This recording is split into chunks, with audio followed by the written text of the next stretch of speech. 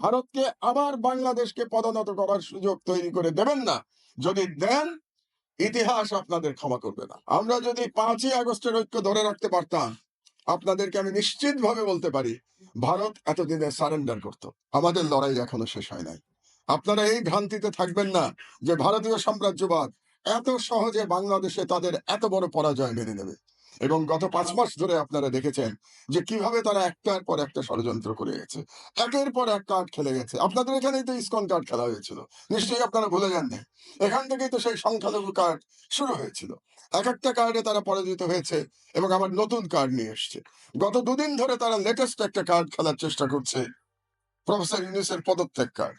এটা একটা latest card তারা খেলছে। আপনারা জানেন 2 দিন ধরে সোশ্যাল মিডিয়াতে একটা ফেক পদত্যাগ পত্র তারা ভাইরাল করবার চেষ্টা করেছিল এবং বিভিন্ন ইয়াং উপদেষ্টাদের কথা বলা হয়েছে তারা দেশ ছেড়ে পালিয়ে গেছে। বিভিন্ন গুজব তারা ছড়ানোর চেষ্টা করেছে। এগুলো কিন্তু সবই এই পাশের দেশের একটা করে কার্ড। একটা করে তারা পরাজিত হচ্ছে, কিন্তু তারা হাল ছেড়ে দিচ্ছে না।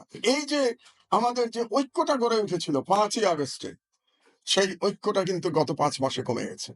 এবং এই ঐক্যতে চিড় ধরার কারণেই ভারতীয় সাম্রাজ্যবাদ একের পর এক কার্ড খেলার সাহস পাচ্ছে। আমরা যদি 5ই আগস্টের ঐক্য ধরে রাখতে পারতাম, আপনাদেরকে আমি নিশ্চিতভাবে বলতে পারি, ভারত এতদিনে সারেন্ডার করত।